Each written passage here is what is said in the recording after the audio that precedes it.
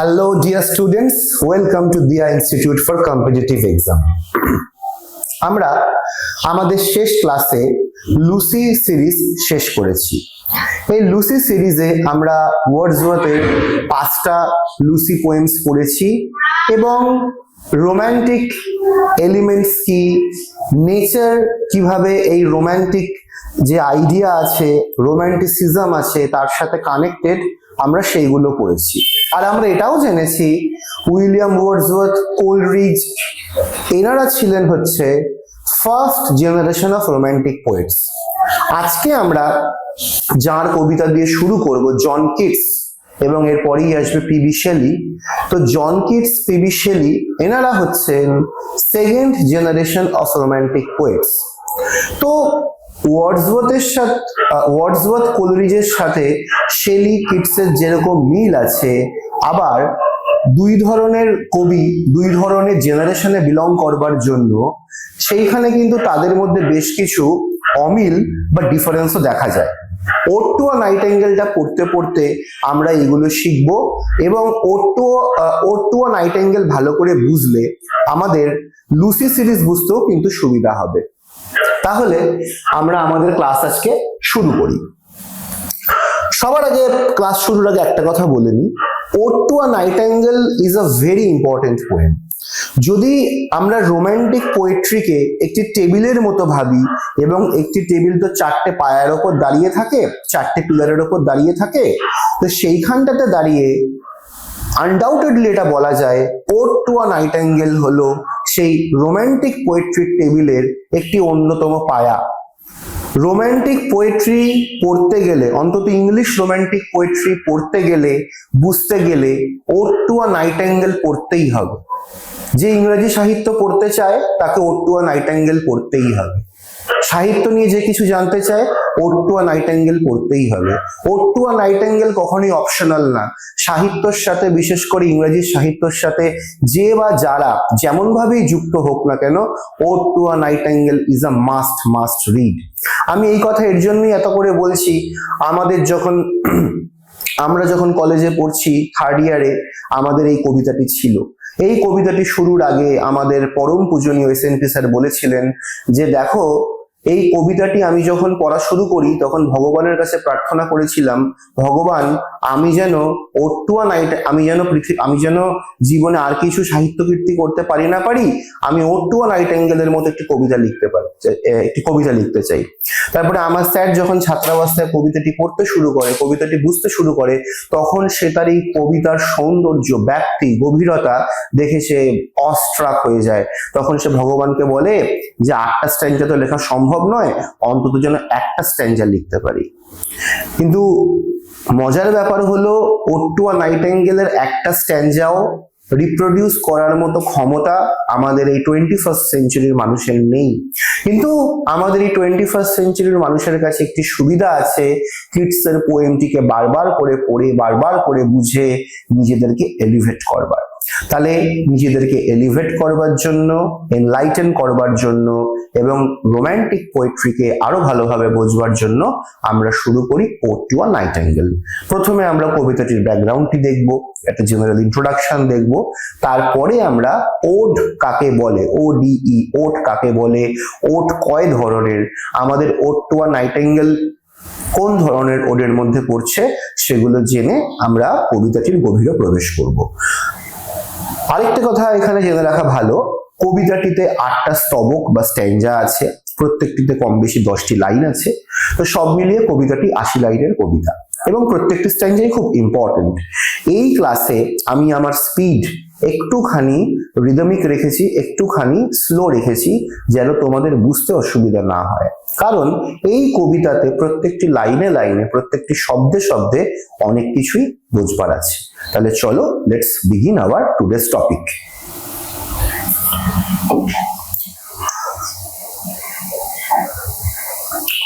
John Keats's Ode to a Nightingale is a masterpiece of romantic poetry that explores the human longing for transcendence, beauty, and the fleeting nature of life.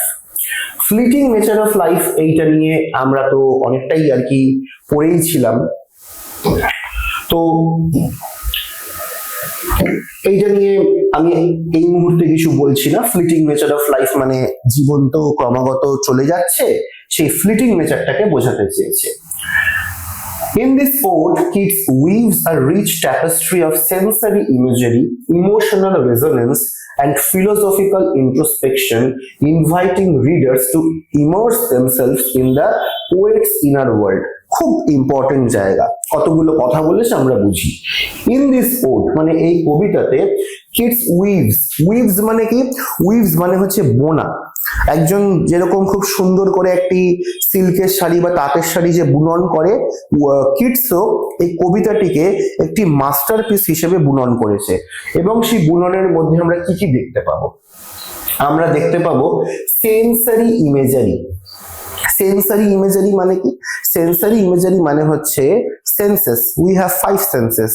কি কি আমাদের 5টা ইন্দ্রিয়? চক্ষু, কর্ণ, জিহ্বা, নাসিকা, ত্বক। এই চক্ষু, কর্ণ, জিহ্বা, নাসিকা, ত্বক দিয়ে আমরা পৃথিবীকে যেভাবে পারসিভ করি, সেই জাতীয় ইমেজারি ব্যবহার করে কবি নিজের কবিতাকে সাজিয়েছেন।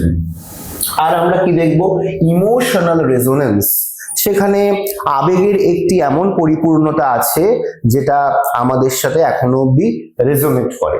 ফিলোসফিক্যাল ইন্ট্রোস্পেকশন, দার্শনিক জিজ্ঞাসা, জীবন কি, সাহিত্য কি, সৌন্দর্য কি, জীবনের মানে কি, এই জাতীয় ফিলোসফিক্যাল ইন্ট্রোস্পেকশন আমরা দেখব।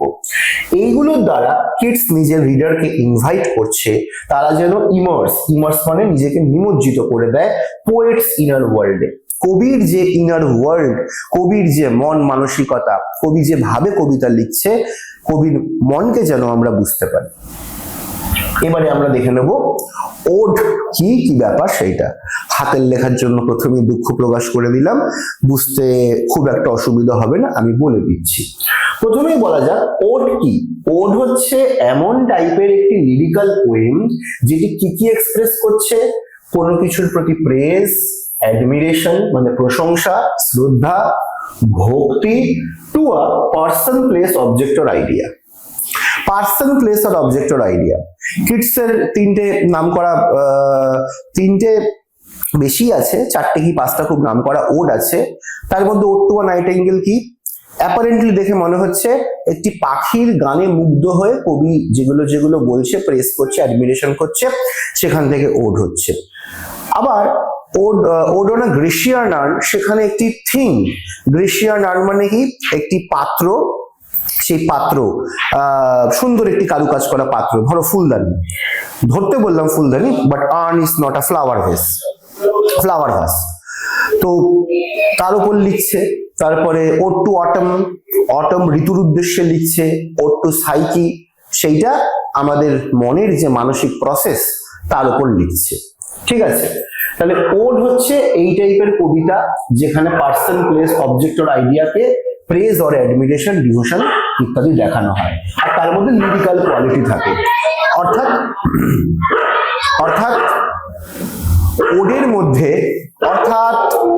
ওডের মধ্যে কি থাকছে? ওডের মধ্যে থাকছে হচ্ছে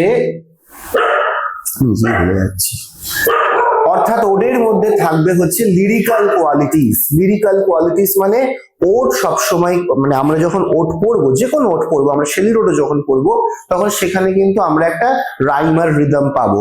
ওড কখনোই রাইমার রিদম ছাড়া হবে না। লিরিক্যাল বলে দিয়েছে, কারুর উদ্দেশ্যে বা কারুর বা কোনো কিছুর, সেটা একটা পাখি হতে পারে, পাখির গান হতে পারে, ঋতু হতে পারে।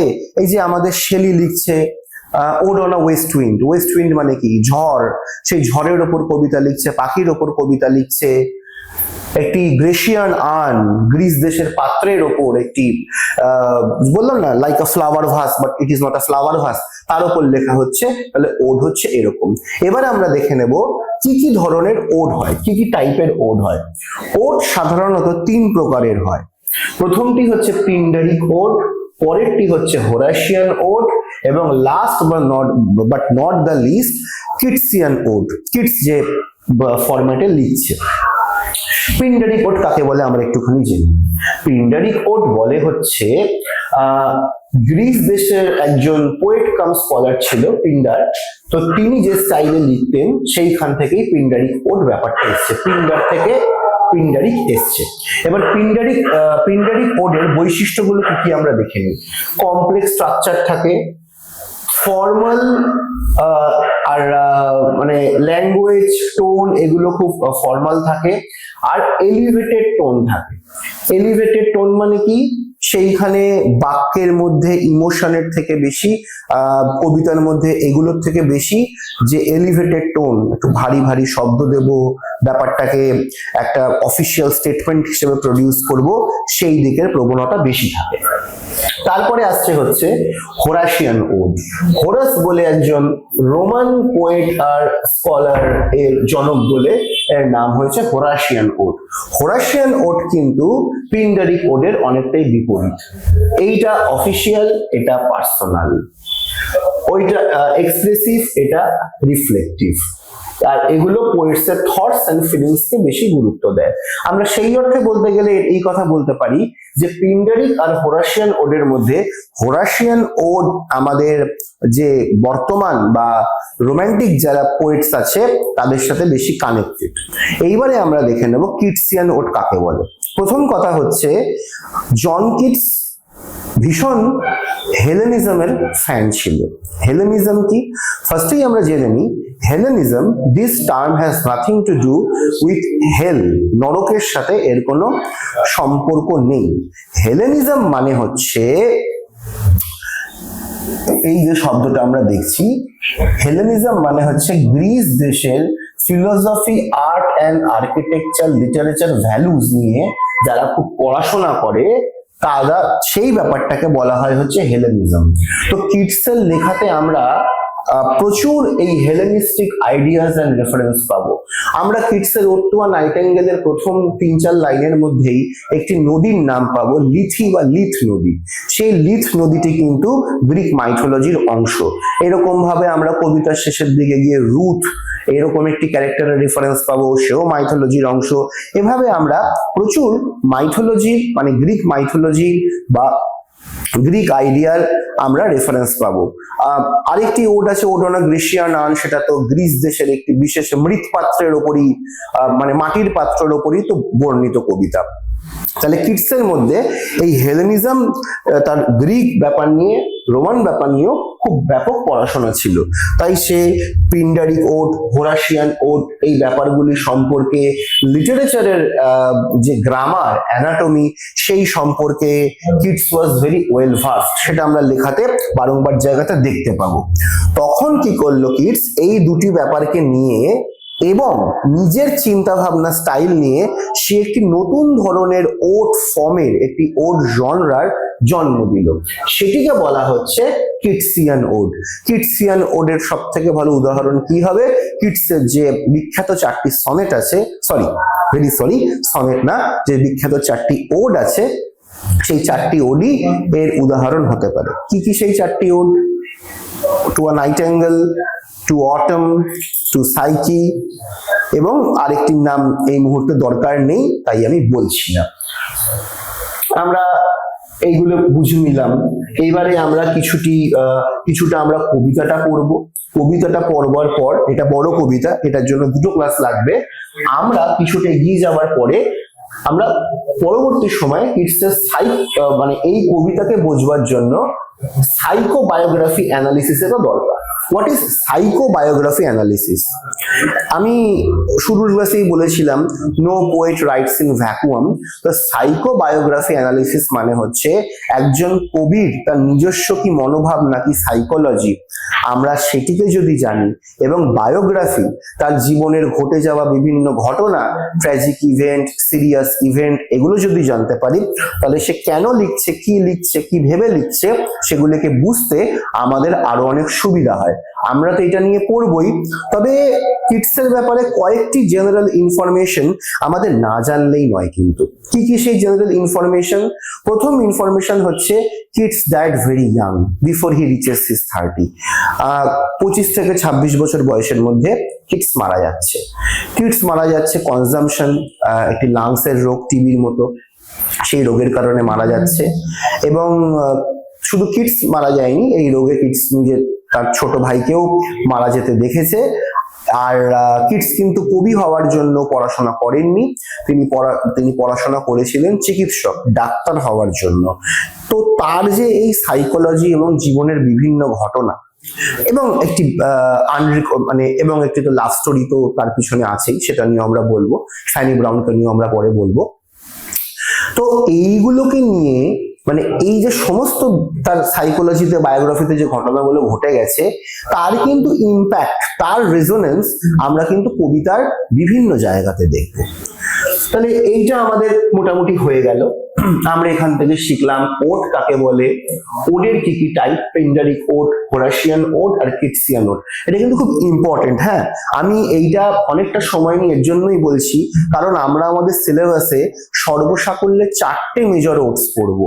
এই যে বললাম না যে রোমান্টিক পোয়েট্রি যে যদি টেবিলের মতো হয়, 4টে যদি পায়া থাকে, তাহলে আমরা কিন্তু এইরকম একটা ইম্পর্টেন্ট জিনিস পড়ছি।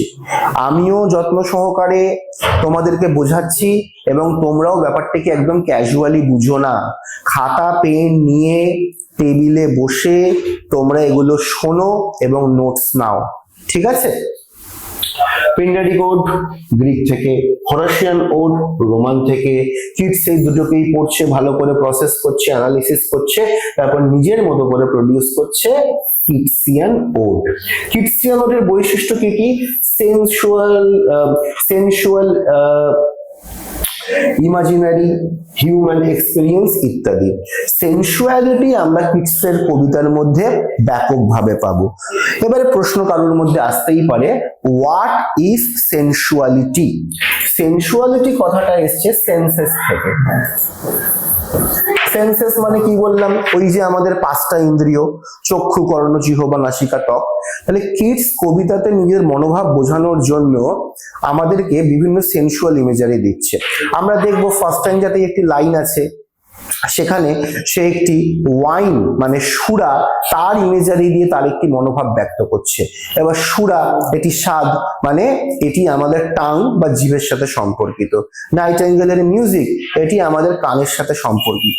এইভাবে আমরা দেখব আমাদের 5টা সেন্স দিয়ে আমরা যা যা পারসিভ করতে পারি, সেই সেন্সুয়াল ইমেজারি গুলোকে দিয়ে অ্যাবস্ট্রাক্ট থটকে, আইডিয়াকে কিটস কি সুন্দরভাবে ক্যাপচার করছে।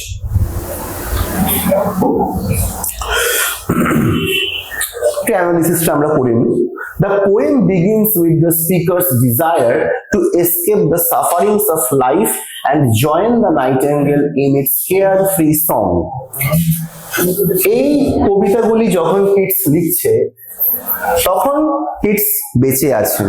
তার 2 বছর পরে কিটস মারা যাবে। যে শক্তি কিটসকে ভেতরে আস্তে আস্তে কুড়ে কুড়ে খেয়ে নিচ্ছে, কিটস টের পাচ্ছে, কিন্তু কিটস সেই শক্তির কাছে হেরে যাচ্ছে না।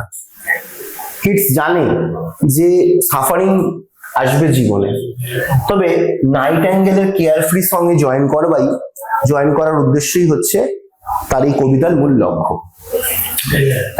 কিটসের যে নিজস্ব জীবন ছিল, সেই জীবনটি কিন্তু খুব প্যাথেটিক ছিল। চোখের সামনে সে তার ভাইকে মারা যেতে দেখেছে, সে নিজে 2 বছর পরে মারা যাবে, তার শরীরে মারণ রোগ বাসা বেঁধেছে। শেষের দিকে কিটস যখন মারা যাচ্ছে বা তার আগেও এই রোগে কি হতো, খুব কাশি হতো, সারা শরীরে ভীষণ যন্ত্রণা এবং কাশির সাথে সাথে ভলকে ভলকে রক্ত বেরোতো। তো এই যে প্রচন্ড যন্ত্রণা, সেই যন্ত্রণা থেকে কিটস মুক্তি চাইছে। মানসিক যন্ত্রণা, ভাই চলে গেছে, প্রেম থেকেও নেই, এবং শারীরিক যন্ত্রণা, যে রোগের কথা বললাম।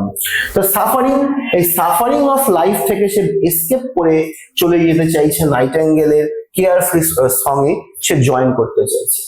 Kitz's masterful use of language and imagery transports the reader to a world of beauty and wonder, where the nightingale's song becomes a symbol of transcendence and creative expression. এই ট্রান্সেন্ডেন্স শব্দটা আমরা বারংবার করে পাবো। ট্রান্সেন্ডেন্স শব্দটার মানেটাও আমরা বুঝবো, কিন্তু এখন না, এখন আমাদের অন্য পয়েন্ট পড়াতে হবে। পরে আমি খুব ভালো করে এই শব্দটার মানে তোমাদেরকে বুঝিয়ে দেবো। এখন আমরা বুঝবো ট্রান্সেন্ডেন্স মানে যা আমাদের যা স্বাভাবিক বাউন্ডারি আছে সেটাকে অতিক্রম করে যায়। যেরকম রবি ঠাকুর মারা গেছে অনেক দিন হলো, কিন্তু রবি ঠাকুরের কবিতা, রবি ঠাকুরের সৃষ্টি, সেগুলো কি হয়ে গেছে, সেগুলো টাইমের যে বাউন্ডারি আর লিমিট আছে সেগুলোকে ট্রান্সেন্ড করে গেছে, অতিক্রম করে গেছে। আমরা রবি ঠাকুরের ওরা কাজ করে এখনো করি। রবি ঠাকুর মারা গেছেন 1941 সালে, আর কদিন পরে ওনার মৃত্যুর শতবার্ষিকী হয়ে যাবে, কিন্তু রবি ঠাকুরের বিভিন্ন গান আজও কেউ না কেউ ইউটিউবে শুনছে, রেডিওতে বাজছে, তাহলে ট্রান্সেন্ড করে গেছে। Masterful use of language and imagery. হ্যাঁ, আমি নিজে পার্সোনালি যত রোমান্টিক পোয়েট্রি পড়েছি, কিটসের মতো পাওয়ারফুল, ইভোকেটিভ, সেন্সুয়াল এবং যাকে পড়তে শুনতে সত্যি খুব ভালো লাগে এরকম কবি কিন্তু আমি আর দ্বিতীয়টি পাইনি। এটা আমার পার্সোনাল ওপিনিয়ন। রোমান্টিকদের মধ্যে কিটস এবং মডার্নের মধ্যে এলিয়ট, এনারা দুজনেই আমার কাছে অ্যাবসলিউট। বাকিদের আমি ছোট করছি না, দে আর অলসো ভেরি গ্রেট, কিন্তু একটা তো পার্সোনাল প্রেফারেন্স থাকে, সেই অর্থে আর কি বলছি। Masterful use of language and imagery. তো এই ল্যাঙ্গুয়েজ আর ইমেজারি এত সুন্দর করে ব্যবহার করছে যে ট্রান্সপোর্ট দ্য রিডার, রিডারকে যেন তার ঘরের থেকে বাইরে নিয়ে গিয়ে কোথায় ট্রান্সপোর্ট করে দিচ্ছে, world of beauty and wonder. সেইখানে নাইটিঙ্গেলের গান কিসের সিম্বল হয়ে যাচ্ছে, ট্রান্সেন্ডেন্স and creative expression.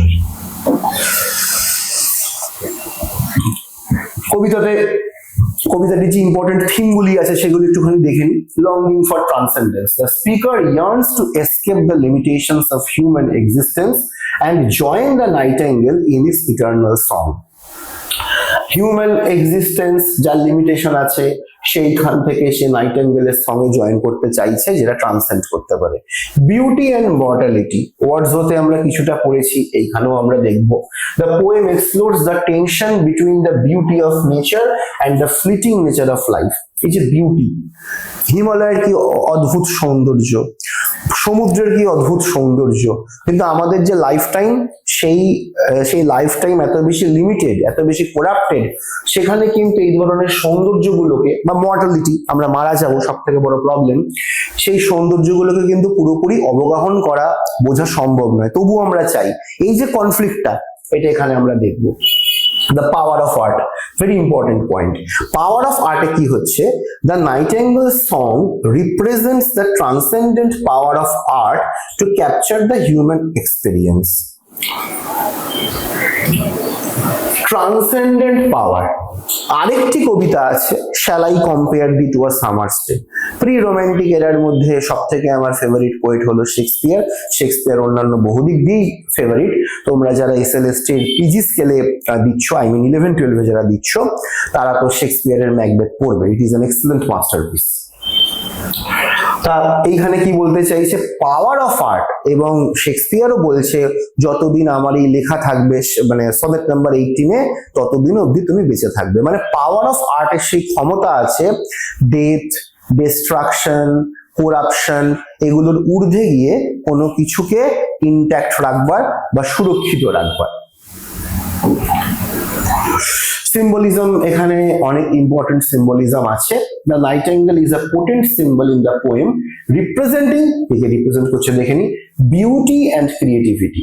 The nightingale song embodies the beauty and creativity that Keats sees as essential to human experience. Keats মনে করছে যে বিউটি আর ক্রিয়েটিভিটি ছাড়া হিউম্যান এক্সপিরিয়েন্সের কোনো রকম কোনো ভ্যালু নেই। মানে আহার, নিদ্রা, মৈথুন, ভয়, এইগুলো নিয়ে যদি আমাদের জীবন কাটে, তাহলে আমার সাথে একটা এমনি চতুষ্পদী প্রাণী, কুকুর বা বিড়ালের তো কোনো পার্থক্য নেই। তারাও তো এইগুলো নিয়ে তাদের জীবনটাকে রিভলভ করছে। তাহলে আমি যে মানুষ, আমার জীবনের সার্থকতা সেটা কিসের মাধ্যমে আসবে?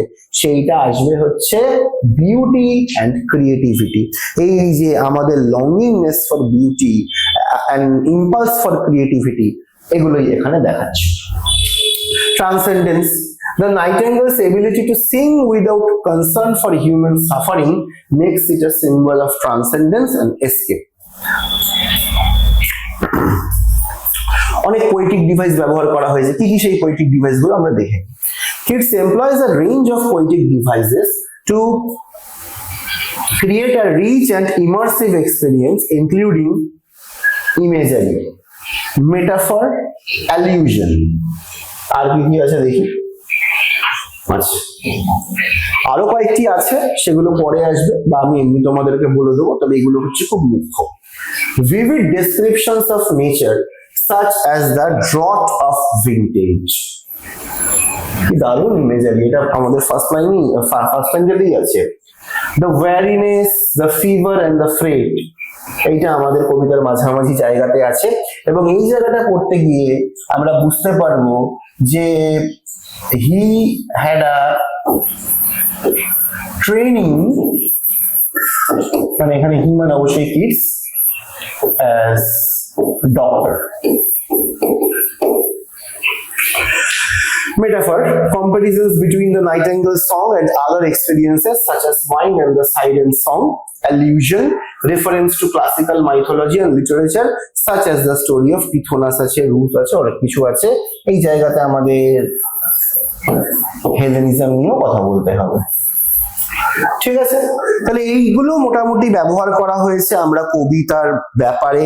ইন্ট্রোডাকশন, ব্যাকগ্রাউন্ড, কবির একটা যে বায়োগ্রাফি ছিল পুরোটা না, তার কয়েকটি পার্ট আমরা জানলাম, কবিতা সম্পর্কে আমরা কিছু কথা শুনলাম। এবারে আমরা চলে আসব কবিতাতে। Ode to a Nightingale by John Keats, stanza 1. My heart aches and a drowsy numbness pains my sense, as though of hemlock I had drunk or emptied some dull opiate to the dregs. 1 minute passed and leafy words had sunk. 'Tis not through envy of thy happy lot, but being too happy in thine happiness, that thou, light-winged dryad of the trees, in some melodious plot of beechen green and shadows numberless, singest of summer in full-throated ease.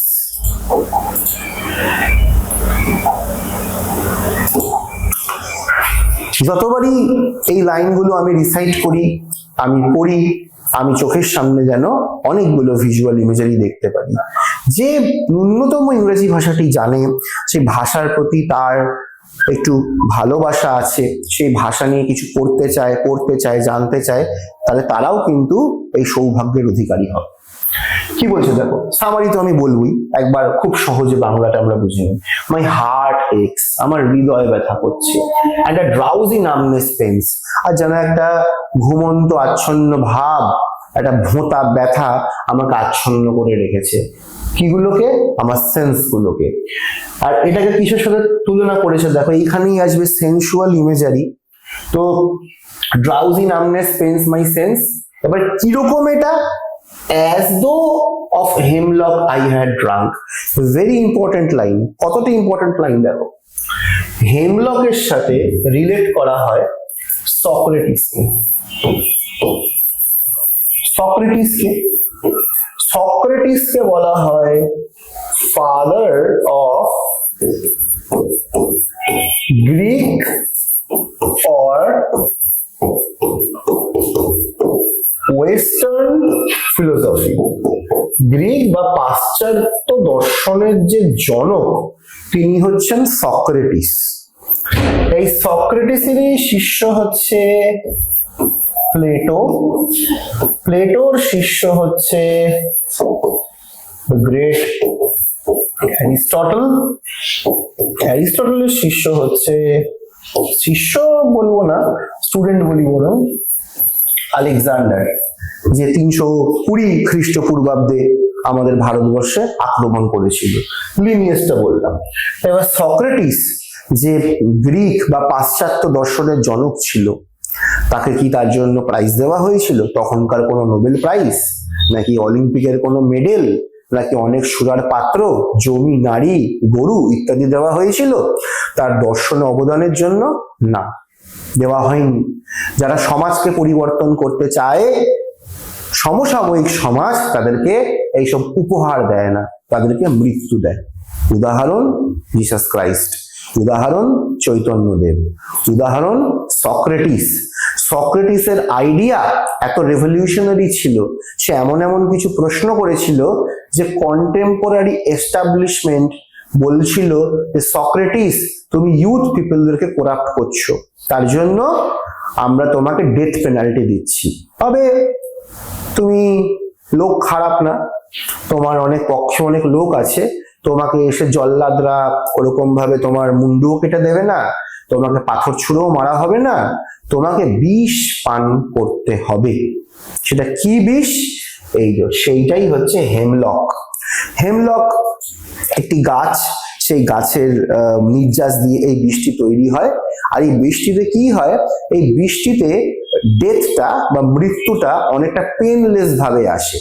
এই hemlock যদি কেউ পান করে ফেলে তখন তার একটা একটা করে সেন্স আস্তে আস্তে অফ হতে থাকে এবং অবশেষে সে মৃত্যুর কোলে ঢলে পড়ে। তো এরকম ভাবেই কবি দেখাচ্ছে যে তার হৃদয় ব্যথা করছে আর একটা ড্রাউজি নামনেস তাকে আচ্ছন্ন করে রেখেছে তার সেন্স গুলোকে। আর সেটা কিরকম, তার মনে হচ্ছে সে যেন এরকম হেমলক খেয়েছে, হেমলক পান করেছে, অথবা or emptied some dull opiate to the drains। To the drains মানে কি, আমাকে একটা পাত্রে ওপিয়াম বা হেমলক দেওয়া হলো, আমি এরকম করে খেতে পারি, আবার আমি এরকম করে খাচ্ছি মানে কি যেইটুকু পানীয় আছে পুরোটাই আমার মধ্যে যাচ্ছে। তো প্রথমবারে কি এলো, হেমলক, সেইটা দিয়ে আচ্ছন্নতা বোঝালো। আরো একটা পয়েন্ট দিয়ে তার আচ্ছন্ন ভাবকে বোঝানোর চেষ্টা করলো, কি দিয়ে, ডাল ওপিয়েট। ওপিয়েট এই শব্দটা এসছে ওপিয়াম থেকে। ওপিয়াম মানে হচ্ছে সাদা বাংলায় বললে আফিম। তো এই যে আফিম আছে, এই আফিম কি করে, এই আফিম খেয়ে মানে আফিমই ওরকম ভাবে ডাইরেক্ট মৃত্যু বা ডেথ হয় না, কিন্তু সেন্স গুলো আচ্ছন্ন হয়ে পড়ে, পুরোপুরি নাম হয়ে পড়ে, আমাদের কিছু করতে ইচ্ছা করে না, একটা অদ্ভুত লেথার্জি আমাদেরকে পুরোপুরি অবসন্ন করে ফেলে। তো এই দুটো এখানে আসছে, হেমলক আর ওপিয়েট।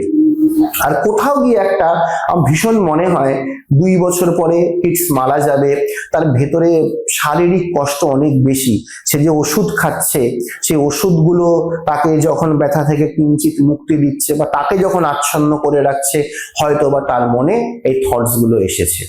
এইটা আমি এটা নিয়ে পড়াশোনা করতে গিয়ে জানতে পারলাম।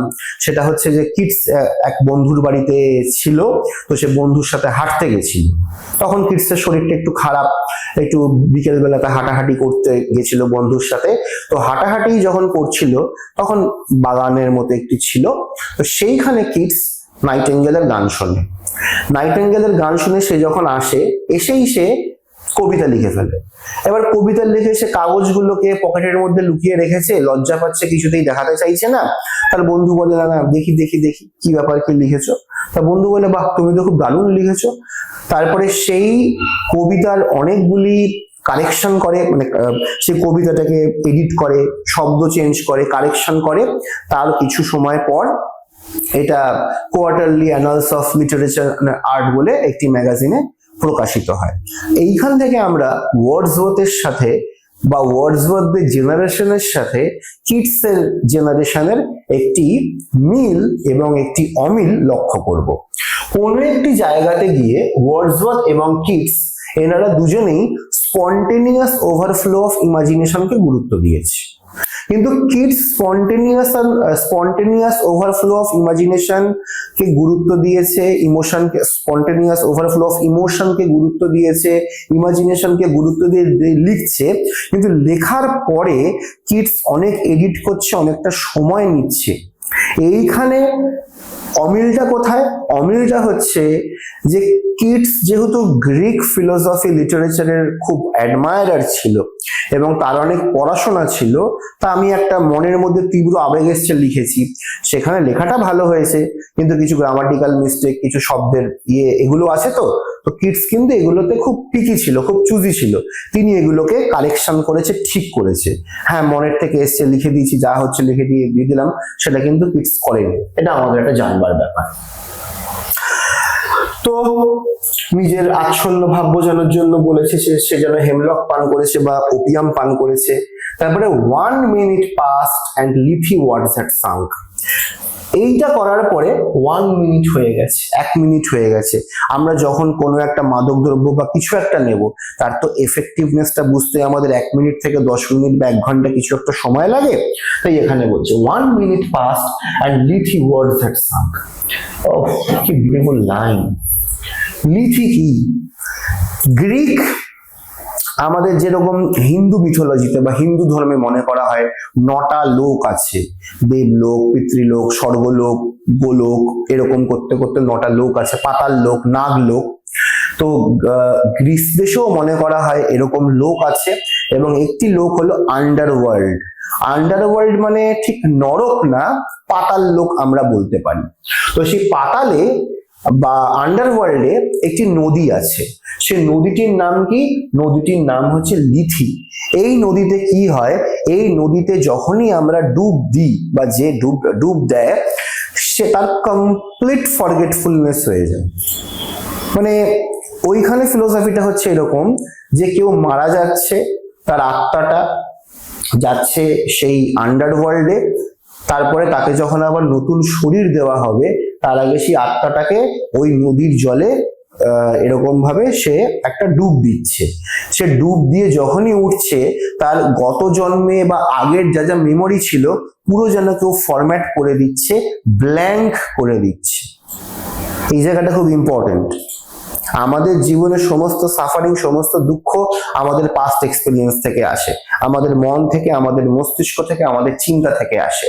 তো এইগুলোই যদি কমপ্লিট ফরগেটফুলনেসে যদি চলে যায়, তাহলে আমার তো জীবনে কোনো সমস্যা থাকবে না। এর জন্য আমরা যখন গভীর ঘুমের মধ্যে থাকি, তখন আমরা সব থেকে ব্লিসফুল স্টেটে থাকি, কারণ তখন আমাদের মধ্যে ফরগেটফুলনেস কাজ করছে। আমি তখন নিজের আইডেন্টিটি জানি না, ঘুমের মধ্যে আমি কে আমি কিন্তু জানি না, কারণ আমি অচেতন।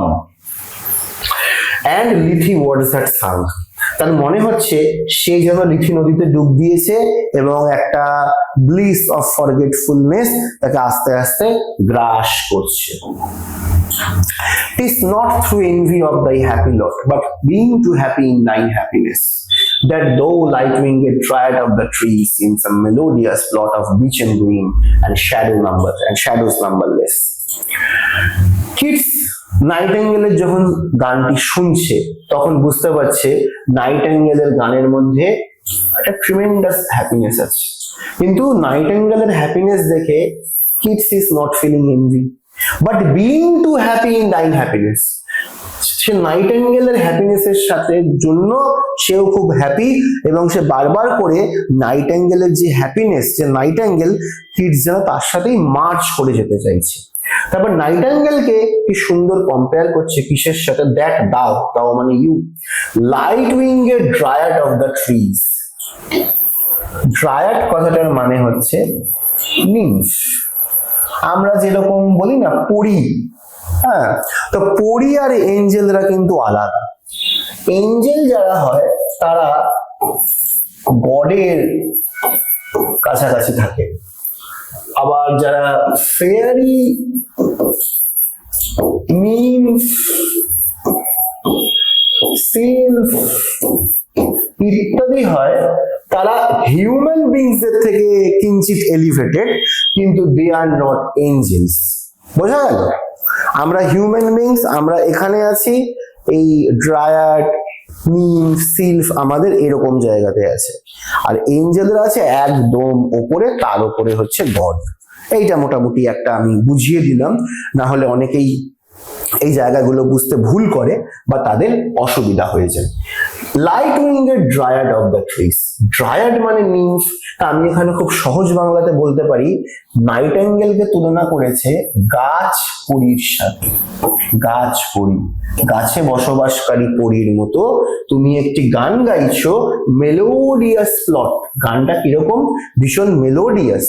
Of beech and green, beech and green মানে অনেক বার্জ গাছ আছে, যেখানে তারা, নাইটেঙ্গেল তো আর মরুভূমিতে গান গাইবে না, জলের মধ্যেও গান গাইবে না, একটা জঙ্গল, বাগান, এরকম সেটিং এ নাইটেঙ্গেল আছে।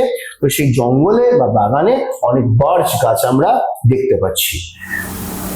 And shadows numberless, singest of summer in full throated ease, এবং তুমি যে গানটা গাইছো সেখানে ফুল থ্রোটেড ইজ, তুমি সম্পূর্ণ গলা ছেড়ে গাইছো, নাইটেঙ্গেলের গানের মধ্যে কোনো কুণ্ঠা নেই। তো এইটা গেল first স্ট্যাঞ্জা। The speaker begins in a state of emotional and physical numbness, likening it to the effects of poison, hemlock, or an opiate, as if sinking into the mythical river Lithi, which causes forgetfulness. এই যে বললাম যে সে প্রথমেই forgetful হয়ে যেতে চাইছে, সে নিজের অস্তিত্বকে পুরোপুরি অস্বীকার করতে পারলে, ভুলতে পারলে তবেই তো সে নতুন অস্তিত্বে যেতে পারবে, তবেই তো সে নাইটেঙ্গেলের গানে জয়েন করতে পারবে। এর জন্য সেটা বলছে। This state is not due to jealousy of the nightingale's joy, but rather an overwhelming empathy for its pure happiness. ওই যে বললাম যে আমাদের মধ্যে এরকম পেটিনেস কাজ করে, ও খুব সুখে আছে, আমি তো এনভি ফিল করছি, ভাবি কিভাবে ওকে একটু বাঁশ দেওয়া যায়। কিন্তু কিডস সেরকম নয়। কিডস কি, কিডস তার এরকম আনন্দ দেখে সে তার আনন্দেই সামিল হতে চাইছে, তার সাথেই মিশে যেতে চাইছে। The nightingale is described as a light-winged dryad, a mythical tree spirit, আমি যেটাকে গাছপরি বললাম সেটার কথাই বলছে, singing effortlessly in a lush green setting, evoking summer's vitality. The stanza introduces the contrast between the speaker's heavy mortal condition and the bird's carefree immortal song. কি অদ্ভুত contrast! যখন kids কবিতা লিখছে তখন কিডসের 21-22 বছর বয়স, 2-3 বছর পরে মারা যায় উনি। সে তার মানে জীবনের সামারে আছে, একদম ভরা যৌবনে আছে, এবং যেই সময় কবিতাটা যে ব্যাকগ্রাউন্ডে লেখা হচ্ছে সেটাও সামার। তো সব মিলিয়ে কি যৌবন সুন্দর, শীতের দেশে সামার সেটা খুব সুন্দর, এই দুটো সৌন্দর্য, এই দুটো মানে পাশাপাশি কন্ট্রাস্টে কি আছে, কিডসের নিজের হেভি মর্টাল কন্ডিশন, কিডসের হার্ট খুব হেভি, তার প্রেমিকা নেই, তার ভাই মারা গেছে এবং সে নিজেও কদিন পরে মারা যাবে, সেটি কিডস ডিপ ডাউন জানে। আর এটার সাথে কন্ট্রাস্ট কিসের, carefree immortal song.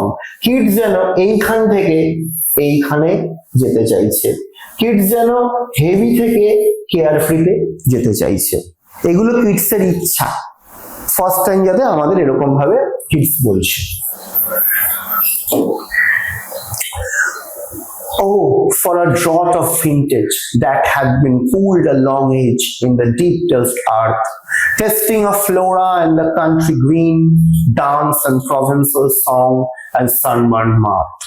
Oh, for a beaker full of the warm south, full of the true, the blushful hippoqueen, with beaded bubbles winking at the brim and purple stained mouth, that I might drink and leave the world unseen, and with thee fade away into the forest dim.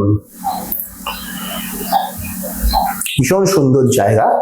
Oh, for a draught of vintage, এখানে draught of vintage মানে কি, এক ঢোক সুরা, ঠিক আছে, এরকম ভাবে একটা এরকম নিলাম, এক চুমুক, এক ঢোক। এখানে ভিনটেজ মানে বোঝাচ্ছে বেশ পুরনো দামি ওয়াইন, মদ, একটা জিনিস দেখুন লাইন। লিথি কি, গ্রিক, আমাদের যেরকম হিন্দু মিথোলজিতে বা হিন্দু ধর্মে মনে করা হয় 9টা লোক আছে, দেবলোক, পিতৃলোক, স্বর্গলোক, গোলোক, এরকম করতে করতে 9টা লোক আছে, পাতাল লোক, নাগ লোক। তো গ্রিস দেশেও মনে করা হয় এরকম লোক আছে, এবং একটি লোক হলো আন্ডারওয়ার্ল্ড। আন্ডারওয়ার্ল্ড মানে ঠিক নরক না, পাতাল লোক আমরা বলতে পারি। তো সেই পাতালে বা আন্ডারওয়ার্ল্ডে একটি নদী আছে, সেই নদীটির নাম কি, নদীটির নাম হচ্ছে লিথি। এই নদীতে কি হয়, এই নদীতে যখনই আমরা ডুব দিই বা যে ডুব দেয় সে তার কমপ্লিট ফরগেটফুলনেস হয়ে যায়। মানে ওইখানে ফিলোসফিটা হচ্ছে এরকম যে কেউ মারা যাচ্ছে, তার আত্মাটা যাচ্ছে সেই আন্ডারওয়ার্ল্ডে, তারপরে তাকে যখন আবার নতুন শরীর দেওয়া হবে তার আগে সেই আত্মাটাকে ওই নদীর জলে এরকম ভাবে সে একটা ডুব দিচ্ছে। সে ডুব দিয়ে যখনই উঠছে তার গত জন্মে বা আগের যা যা মেমোরি ছিল পুরো যেন কেউ ফরম্যাট করে দিচ্ছে, ব্ল্যাঙ্ক করে দিচ্ছে। এই জায়গাটা খুব ইম্পর্টেন্ট। আমাদের জীবনের সমস্ত সাফারিং, সমস্ত দুঃখ আমাদের পাস্ট এক্সপিরিয়েন্স থেকে আসে, আমাদের মন থেকে, আমাদের মস্তিষ্ক থেকে, আমাদের চিন্তা থেকে আসে। তো এইগুলোই যদি কমপ্লিট ফরগেটফুলনেসে যদি চলে যায় তাহলে আমার তো জীবনে কোনো সমস্যা থাকবে না। এর জন্য আমরা যখন গভীর ঘুমের মধ্যে থাকি তখন আমরা সব থেকে ব্লিসফুল স্টেটে থাকি, কারণ তখন আমাদের মধ্যে ফরগেটফুলনেস কাজ করছে। আমি তখন নিজের আইডেন্টিটি জানি না, ঘুমের মধ্যে আমি কে আমি কিন্তু জানি না, কারণ আমি অচেতন। অ্যান্ড লিথি ওয়ার্ডস দ্যাট সাঙ্ক, তার মনে হচ্ছে সে যেন লিথি নদীতে ডুব দিয়েছে এবং একটা ব্লিস অফ ফরগেটফুলনেস তাকে আস্তে আস্তে গ্রাস করছে। It is not through envy of thy happy lot, but being too happy in thine happiness, that thou light-winged dryad of the trees in some melodious plot of beechen green and shadows numberless. Kids নাইটেঙ্গেলের যখন গানটি শুনছে তখন বুঝতে পারছে নাইটেঙ্গেলের গানের মধ্যে একটা tremendous happiness আছে, কিন্তু নাইটেঙ্গেলের হ্যাপিনেস দেখে Keats is not feeling envy, but being too happy in thine happiness, সে নাইটেঙ্গেলের হ্যাপিনেসের সাথে জন্য সেও খুব হ্যাপি এবং সে বারবার করে নাইটেঙ্গেলের যে হ্যাপিনেস, যে নাইটেঙ্গেল কিডস যেন তার সাথেই মার্চ করে যেতে চাইছে। তারপর নাইটেঙ্গেলকে কি সুন্দর কম্পেয়ার করছে কিসের সাথে, দ্যাট দাও মানে you, light winged dryad of the trees. Dryad কথাটার মানে হচ্ছে নিম্ফ। আমরা যেরকম বলি না পরী, হ্যাঁ, তো পরী আর এঞ্জেলরা কিন্তু আলাদা। এঞ্জেল যারা হয় তারা গডের কাছাকাছি থাকে, আবার যারা ফেয়ারি, নিম্ফ, সিলফ ইত্যাদি হয় তারা হিউম্যান বিংসদের থেকে কিঞ্চিত এলিভেটেড, কিন্তু দে আর নট এঞ্জেলস। বোঝা গেল? আমরা হিউম্যান বিংস, আমরা এখানে আছি, এই ড্রায়াড, নিম্ফ, সিলফ আমাদের এরকম জায়গাতে আছে, আর এঞ্জেলরা আছে একদম ওপরে, তার উপরে হচ্ছে গড। এইটা মোটামুটি একটা আমি বুঝিয়ে দিলাম, না হলে অনেকেই এই জায়গাগুলো বুঝতে ভুল করে বা তাদের অসুবিধা হয়ে যায়। Light winged dryad of the trees, dryad মানে নিম্ফ। আমি এখানে খুব সহজ বাংলাতে বলতে পারি, নাইটেঙ্গেলকে তুলনা করেছে গাছ পরীর সাথে। গাছ পরী, গাছে বসবাসকারী পরীর মতো তুমি একটি গান গাইছো, মেলোডিয়াস প্লট। গানটা কিরকম? ভীষণ melodious.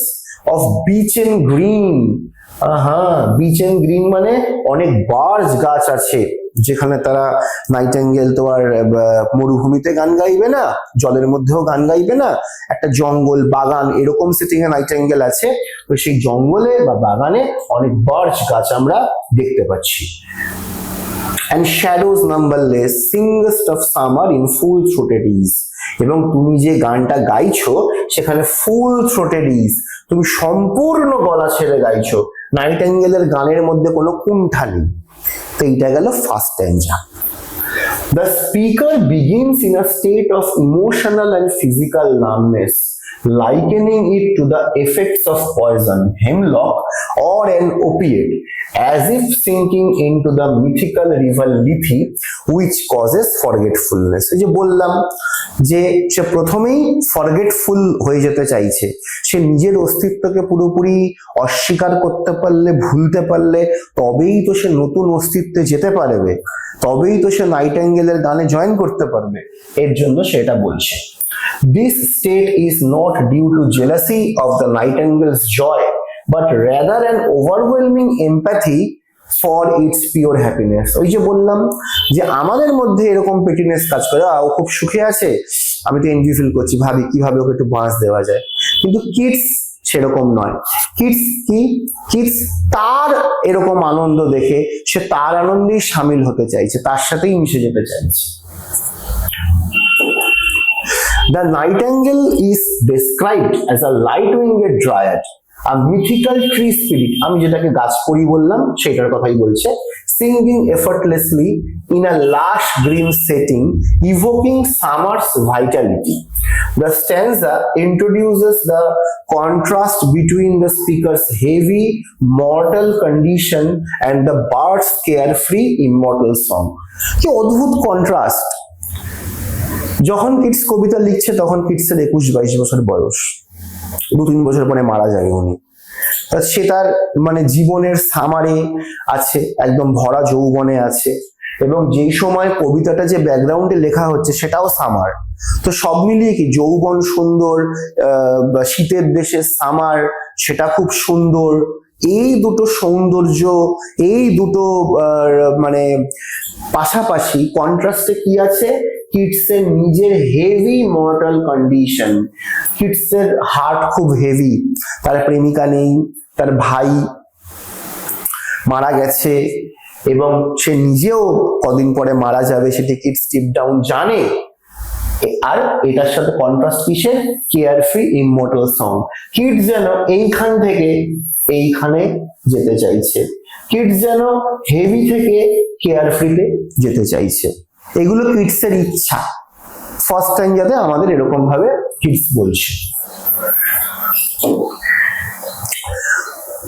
Oh, for a draught of vintage that had been cooled a long age in the deep dust earth, testing of flora and the country green, dance and provincial song and sunburned mirth. Oh, for a beaker full of the warm south, full of the true, the blushful hypocrite, with beaded bubbles winking at the brim and purple stained mouth, that I might drink and leave the world unseen, and with thee fade away into the forest dim. ভীষণ সুন্দর জায়গা। Oh, for a draught of vintage, এখানে draught of vintage মানে কি, এক ঢোক সুরা, ঠিক আছে, এরকম ভাবে একটা এরকম নিলাম, এক চুমুক এক ঢোক। এখানে ভিনটেজ মানে বোঝাচ্ছে বেশ পুরনো দামি ওয়াইন, মদ। একটা জিনিস আমরা লিটারেচার আমরা পড়ছি,